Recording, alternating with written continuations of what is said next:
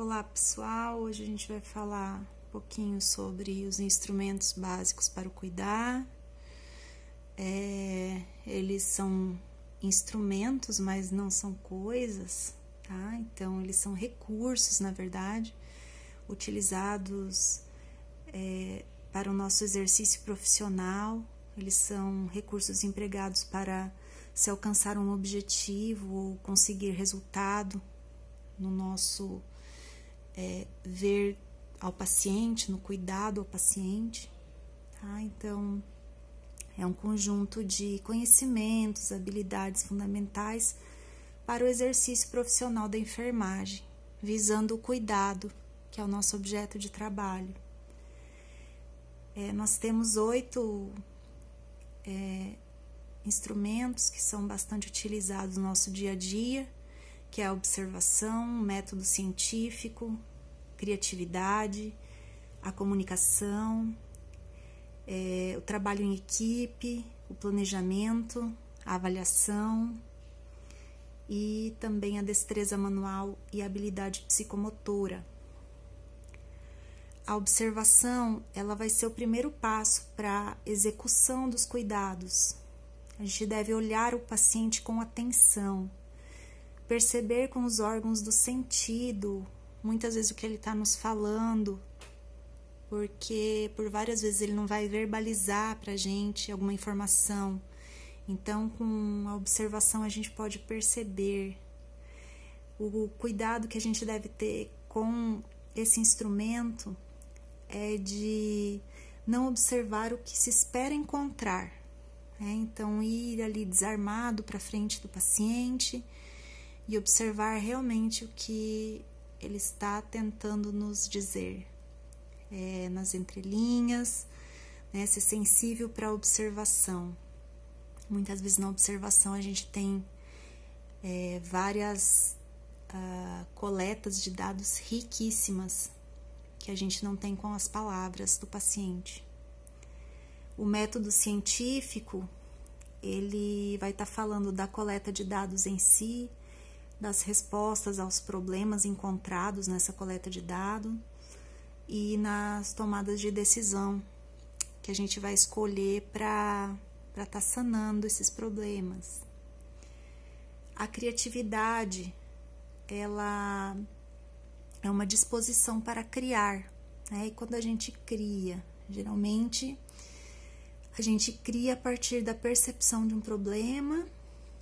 E aí eu vou ter fluências de ideias e eu vou solucionar esse problema. Então, assim, desde equipamentos novos, né, precisou-se da criatividade para serem criados, ou até mesmo coisas corriqueiras que acontecem ali no dia a dia que a gente possa resolver utilizando a criatividade. Isso acontece bastante pela falta de material, então a gente acaba criando para não deixar o paciente sem cuidados, às vezes por um local que não é privativo, ou por algum instrumento que falte, né? Algum objeto ali de trabalho que tenha falta, a gente não vai deixar de prestar o cuidado, a gente vai criar e vai conseguir fazer aquele cuidado utilizando a criatividade. A comunicação é também um instrumento que é muito utilizado. Na verdade, ela é uma capacidade, um mecanismo para desenvolver relações humanas. Se a gente não se comunica, a gente não se entende, né? Quanto mais ali é o paciente, que tem uma realidade diferente da nossa, às vezes o familiar, que está preocupado. Então, a comunicação é muito importante, não só com o paciente familiar, mas também com nossa equipe. Ela pode se desenvolver tanto na forma verbal, quanto forma escrita, gestual, emotiva, pela cinesia, que é a postura corporal, que nos diz bastante sobre o paciente. Aí eu também uso a observação durante a comunicação, o toque, e fazem parte desse instrumento o emissor, a mensagem e o receptor. Então, para que haja comunicação, o emissor ele deve passar a mensagem com que o receptor entenda E isso a gente tem que ter bastante cuidado na nossa profissão, porque o paciente, o seu acompanhante, ele precisa estar entendendo as nossas orientações, a nossa educação em saúde. Há, claro, barreiras na comunicação e a maior delas, eu diria que é a falta de atenção, né? A função da comunicação é informar, é convencer, ensinar, estabelecer confiança, que é muito importante para a gente obter informações para o tratamento do paciente. O trabalho em equipe, muito importante também, porque o nosso serviço de enfermagem é uma continuidade para um objetivo comum. Então, nós temos que ter um trabalho em equipe para organização do serviço, para interação, para cooperação, indispensável para a qualidade da assistência. Também temos o planejamento. Planejamento é a formulação antecipada de um esquema detalhado para alcançar um objetivo.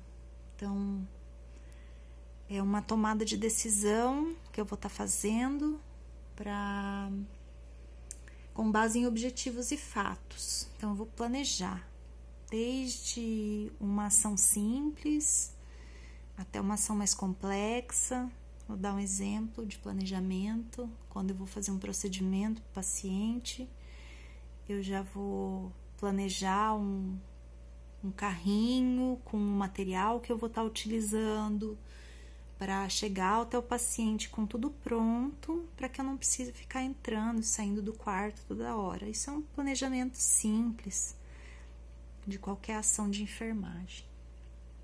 Entre outros, né? Planejamento de cuidados, prescrição, que entra tudo em planejamentos que a gente vai estar utilizando.